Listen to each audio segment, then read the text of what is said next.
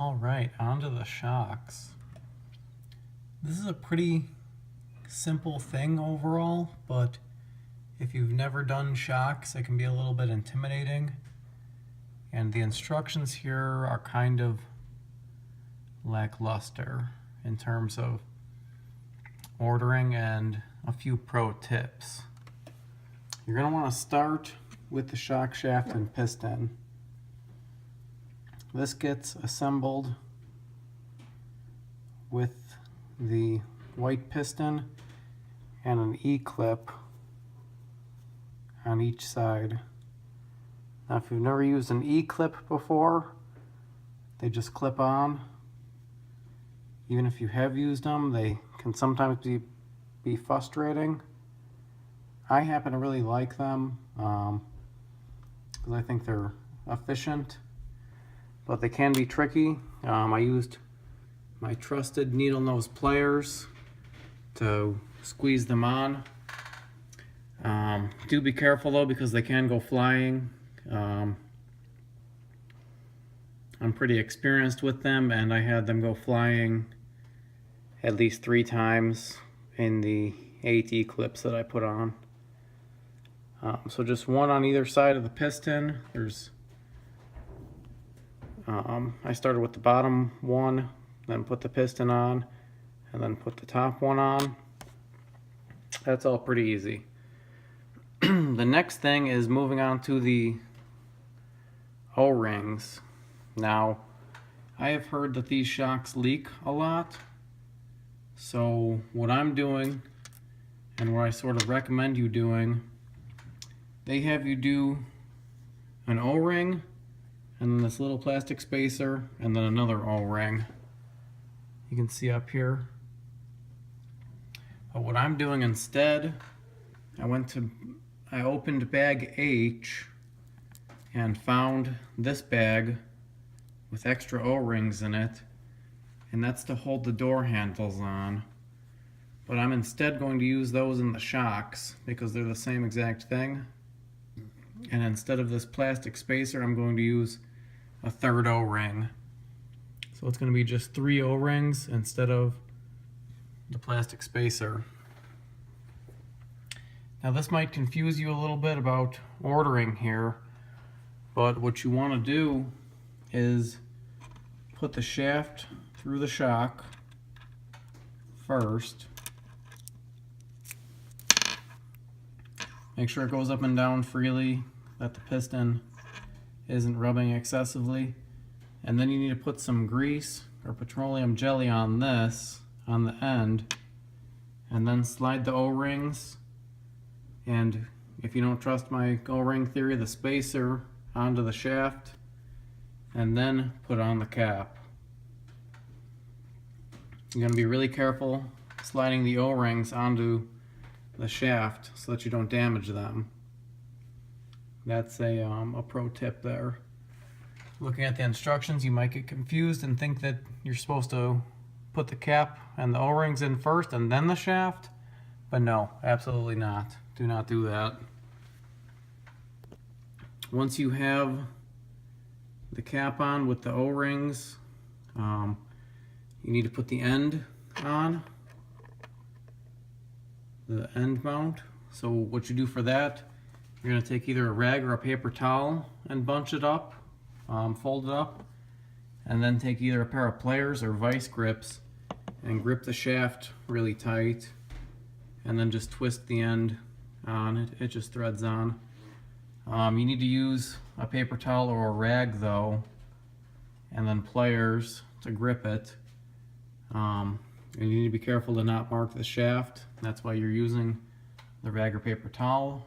If you scratch the shaft, you'll damage the O-rings. So here it is, ready to be put together. You do want to put a little grease on the outside of these O-rings as well. And really don't worry about using those other ones from bag H. There's definitely better ways to attach the door handles than with an O-ring. You're also going to need some of these guys from Plastic One. Those go on the ends to mount the shocks. So next step is filling it up with oil. Now I've wrapped the top of the shock in a little bit of that Teflon tape that you usually use for like air tools and pipes, just to help with the leaking that I've heard these have. All you have at the top is a tiny black O-ring that goes in the cap.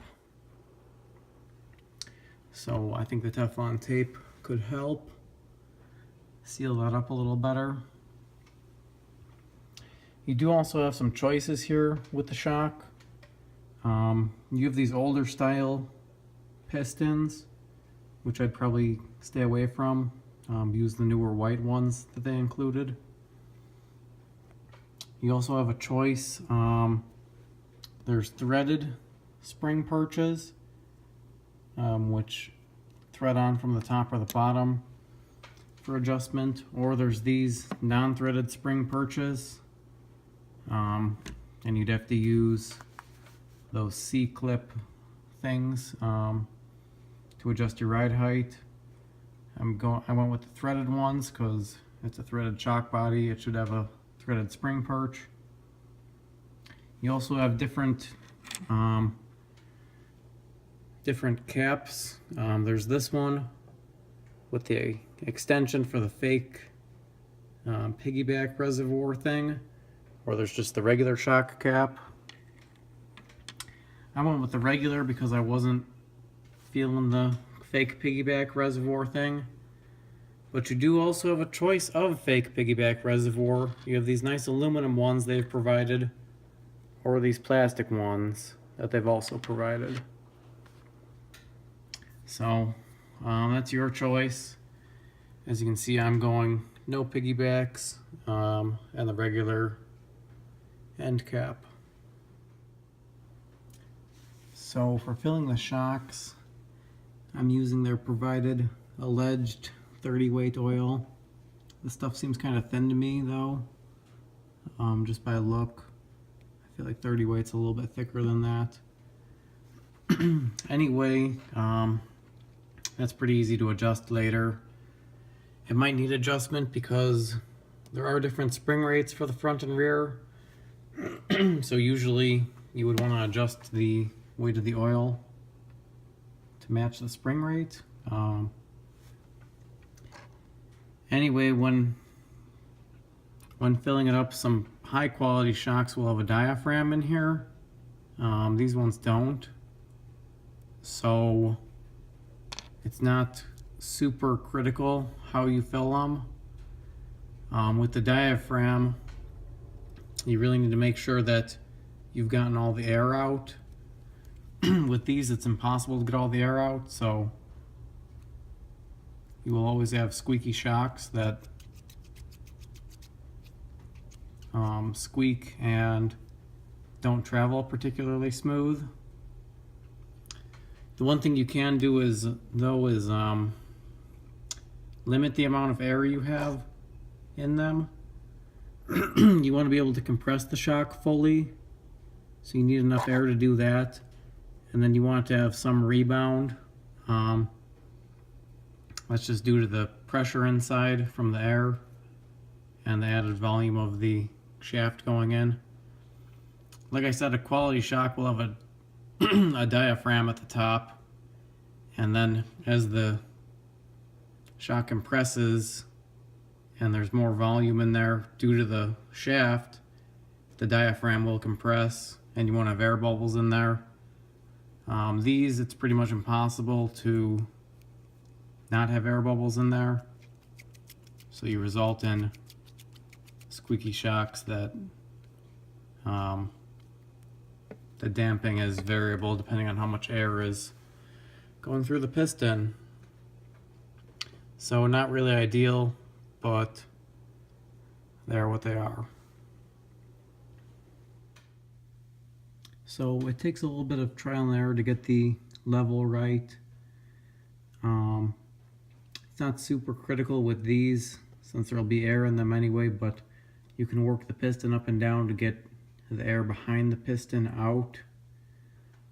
So here it is with the shock fully extended, You can see there's a significant gap due to you needing to leave air in there. And then when I compress it fully, the oil and the piston come almost right up to the top. And then with the cap on, as I showed, it's got a little bit of rebound. So I've been putting the caps on with it fully extended. And that way it, as it compresses, it makes pressure in there and then tries to push the shaft back out.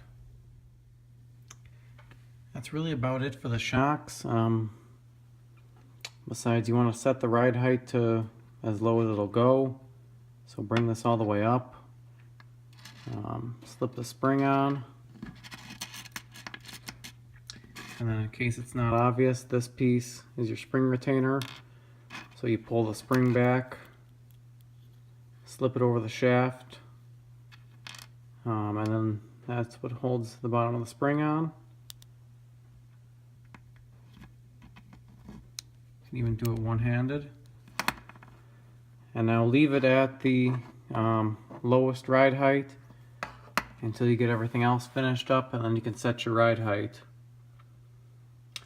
Other than that, these shocks don't seem super great. You can hear them squeaking away. So that'll probably be on the list of things to upgrade, unless they don't leak. But I've heard they leak pretty bad, so that might be a future upgrade.